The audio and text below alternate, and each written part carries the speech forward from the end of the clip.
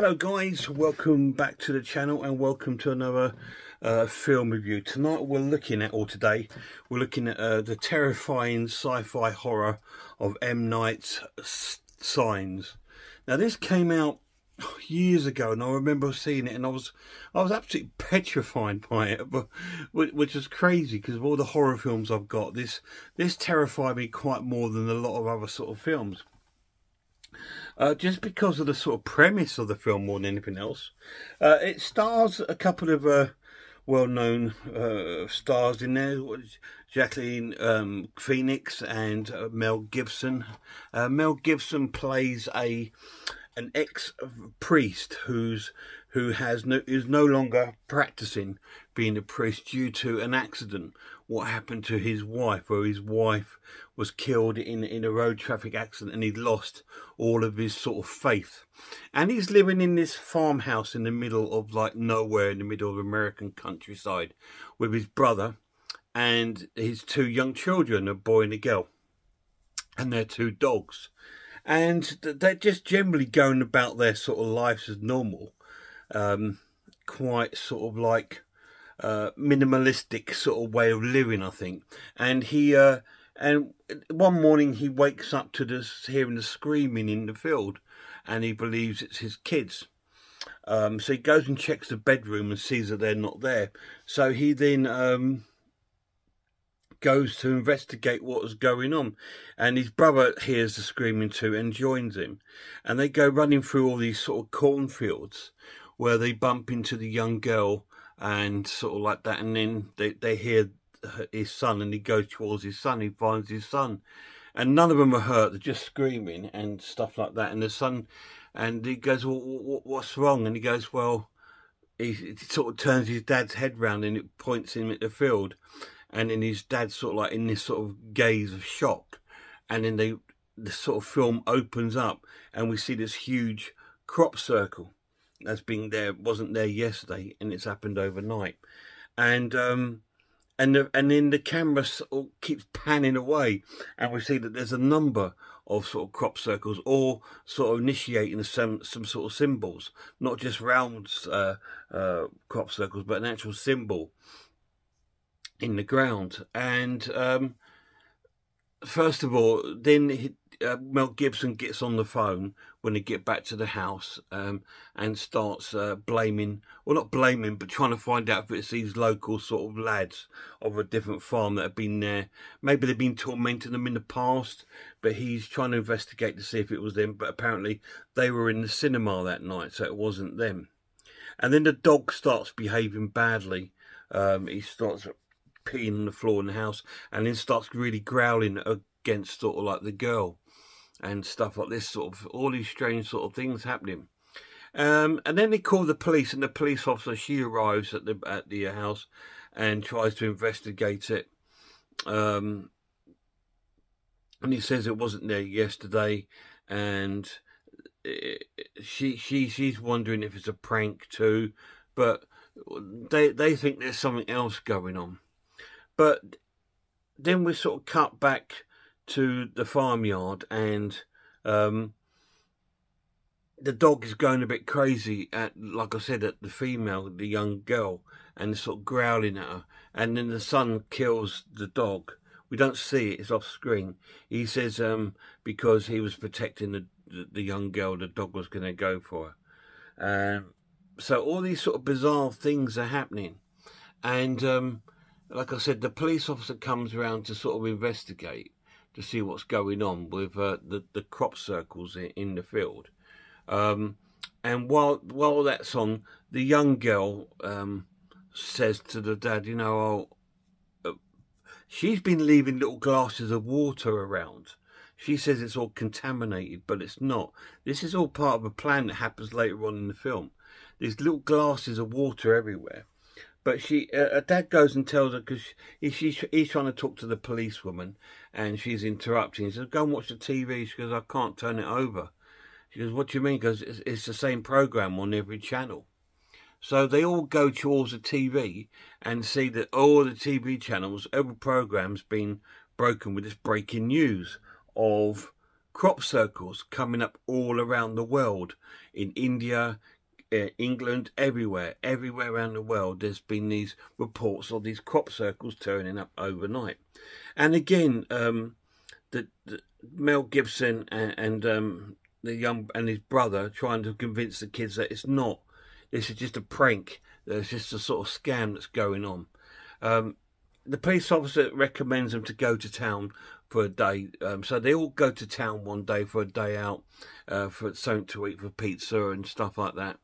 And the young lad goes into a second-hand bookshop and buys this second-hand book on extraterrestrials, because the TV has said that he thinks that, and they're saying that this is an extraterrestrial thing. So the young lad's already believing it.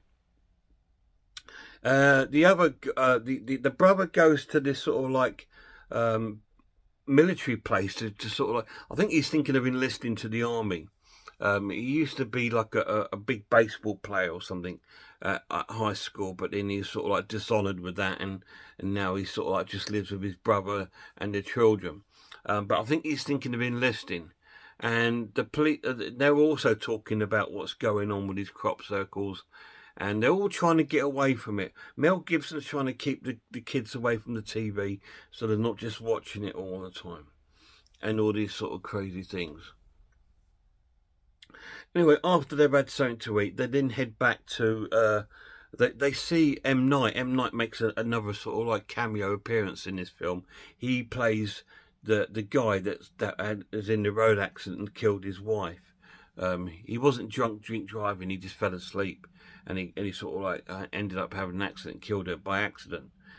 Anyway, they see him and they head back to their home to settle down for the evening. And as Mel Gibson's sort of clearing up, he looks out the window. He's talking to the young girl because she's awake, and she says, "Oh, she's seen a monster and all this." Anyway, he gets her back to bed, and he looks out the window and he sees on the roof this silhouette of a person on the roof of the house. So he then goes and gets his brother, and they try and chase this person or catch this person wherever it is in the house, and it's too quick for them.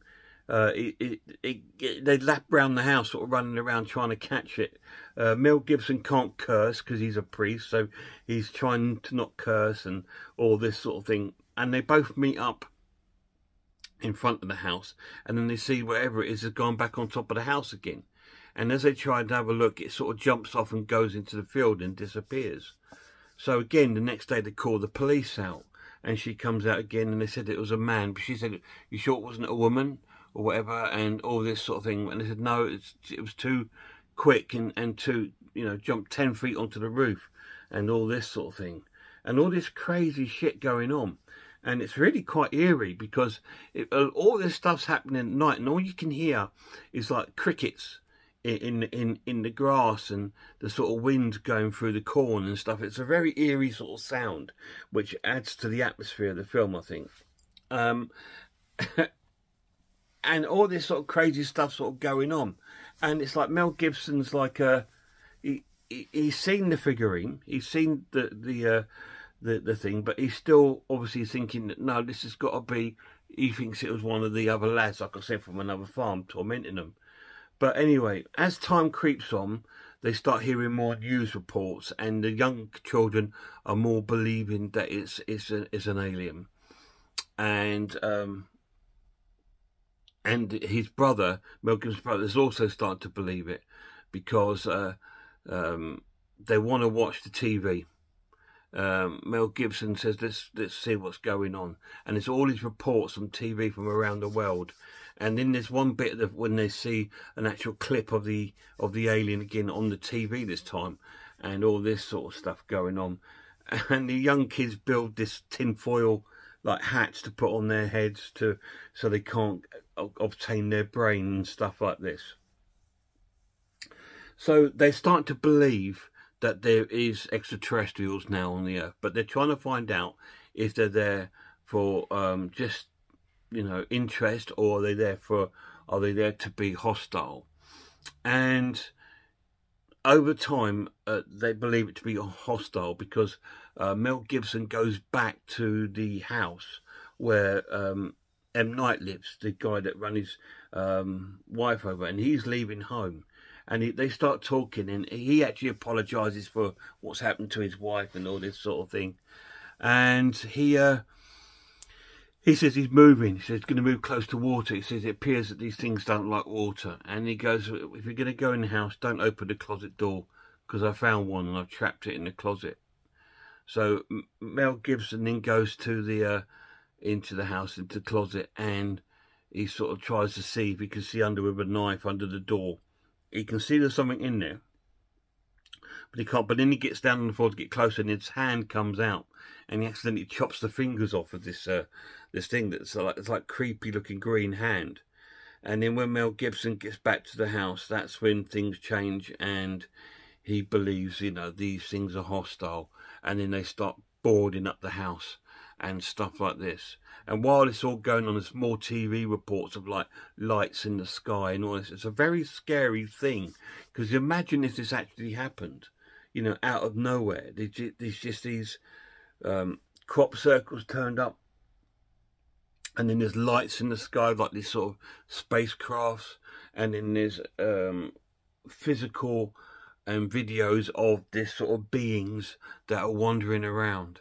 And they make the most peculiar sort of noise. They don't talk, they sort of click, like a sort of like a clicking noise like that. And the film sort of revolves around that, and it sort of comes to when they finally get face to face with the alien. And I'm not going to tell you anymore. You need to watch it and find out what goes on, because it is a very sort of eerie, terrifying, scary watch. Maybe not so much anymore, because films have moved on quite a bit since this come out. I think this was early 2000s this come out, and it was an absolutely fantastic film. I really loved it, and I thought, well, I'm going to give this a rewatch, because I don't do many sci-fi sort of things on my channel. I will do a sci-fi week soon, because I've got a couple of films that I've picked up.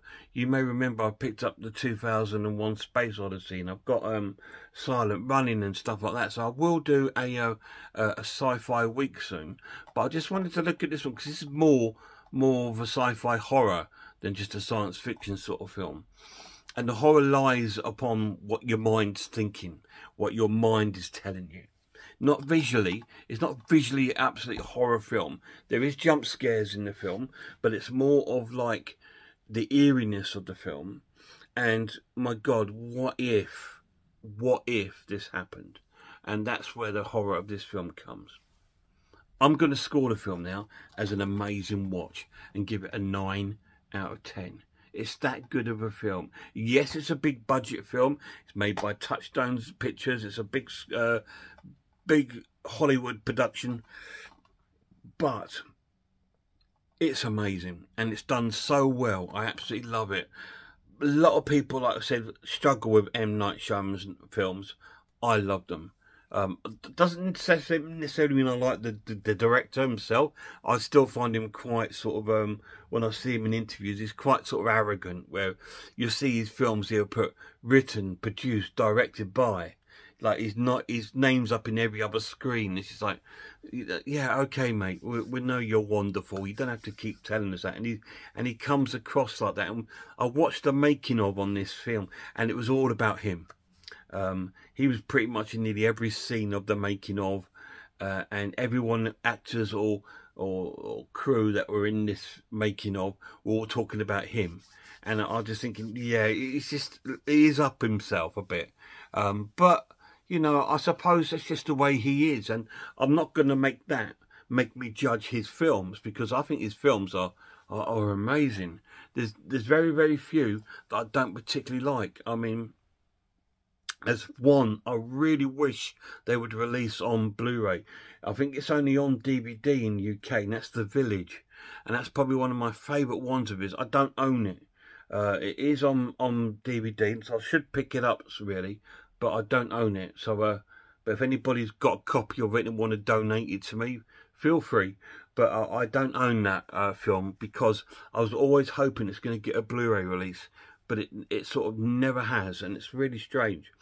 And that's a very bizarre horror-like film. But anyway, really cool. Great to have watched that again last night. So I wanted to rewatch it because I've not watched it now for, it must be 10 years at least. And I just thought, you know, I'm going to dig that out because I had such a good time on my M. Night trilogy week that I thought, do you know what, I want to watch this Signs, because I've not seen that in a long time. The Visit I've seen not too long ago, so I probably won't touch that. But this was really cool.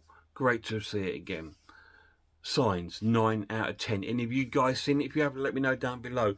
To me, it's one of the greatest sort of sci-fi horror films out there. Again, it's not a visually horror film. It's not a visual horror. It's the feeling of uncertain and unsettlingness as you're watching the film. Because when you watch these sort of films, and when you watch horror films and things like this, you have to try and place yourself within that film, that sort of world, and hang out with these people. You know, because that's how you get to know the characters. You almost act like you're hanging out with them, and you sort of getting to know them, and you sort of draw yourself into the film more rather than just looking at it as an object to look at. You have to put yourself into that environment as you're watching it, and it's terrifying when you see this. And I'm just thinking, oh my God, it must be absolutely horrendous, but great film. Guys, thank you so much for watching. Till my next video, please check out some horror channels. Check out Horror Hands, The Horror Geek, Man v Film, RS Design, Pizzawell. I am Ice Lord, Cat Watches Horror Movies, Grumpy Andrew's Haunted House. And a massive shout out to my lad. If you've enjoyed this video, please feel free to hit the subscribe button. I've been on YouTube now a couple of years now, and I've still only got like about sort of 600 or whatever subscribers, you know, which I'm happy with. I'm really happy with, but it would be nice to sort of see them cropping up a little bit. I know my videos are not the best. You got some amazing channels out there like the Cobwebs channel and some of these American horror channels, which are absolutely fantastic. Hordes of Horror and all this, which is a great channel, and they've got absolutely thousands and thousands and thousands of viewers. And I know their channel's a lot better than mine, I know, but you know, I just give you my humble little opinion. So if you did enjoy watching this silly old man while watching these silly old films, please feel free to subscribe. Till next time, look after yourselves, look after one another, and I really hope I see you all soon.